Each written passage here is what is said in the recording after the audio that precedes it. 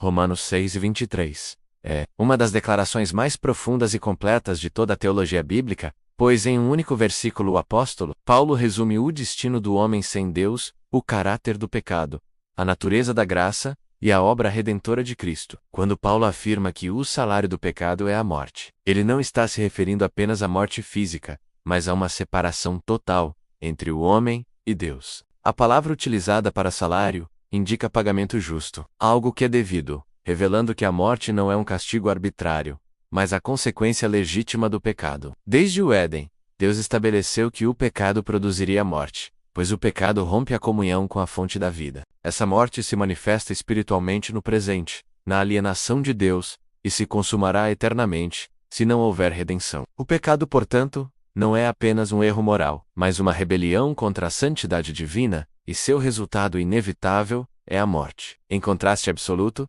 Paulo introduz a expressão "mas o dom de Deus", mudando completamente o eixo da mensagem. Aqui não há pagamento, não há mérito, não há troca. O termo usado para dom comunica a ideia de uma dádiva nascida da graça, algo concedido por iniciativa exclusiva de Deus, enquanto o pecado paga aquilo que promete. Deus oferece aquilo que o homem jamais poderia alcançar por si mesmo. A vida eterna não surge como recompensa por obediência, mas como expressão do amor gracioso de Deus por pecadores. Esse contraste deixa claro que o homem pode servir ao pecado durante toda a vida e receber exatamente o que merece, mas jamais poderá fazer algo suficiente para conquistar a vida eterna.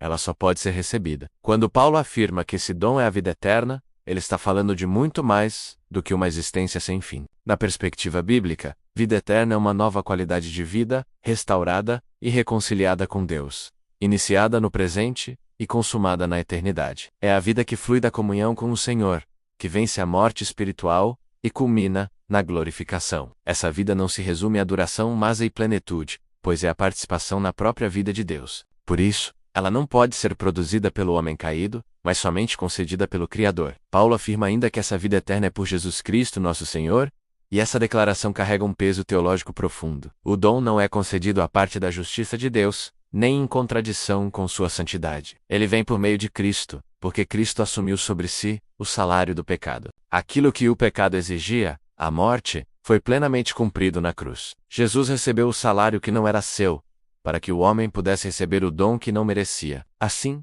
a graça não anula a justiça, mas a satisfaz. A cruz torna-se o ponto onde a morte merecida pelo pecador é substituída pela vida oferecida por Deus, ao chamar Jesus de nosso Senhor. Paulo deixa claro que esse dom não é apenas recebido de forma intelectual, mas envolve fé verdadeira e submissão. Receber o dom da vida eterna implica reconhecer a autoridade de Cristo, abandonar o domínio do pecado e viver sob o senhorio daquele que venceu a morte. Isso se conecta com todo o contexto de Romanos capítulo 6, onde Paulo ensina que aqueles que receberam a graça não vivem mais como escravos do pecado, mas como servos da justiça. A graça não é licença para pecar, mas poder para viver uma nova vida. Esse versículo, portanto, revela dois caminhos e dois destinos. O pecado paga com morte, porque essa é a sua natureza. Deus oferece vida, porque essa é a sua essência. Um opera pelo merecimento, o outro pela misericórdia. Um conduz à condenação, o outro à redenção. Romanos 6:23 ensina que a salvação é inteiramente obra de Deus, do começo ao fim, e que o homem não contribui com nada além da fé que recebe aquilo que Deus, em Cristo,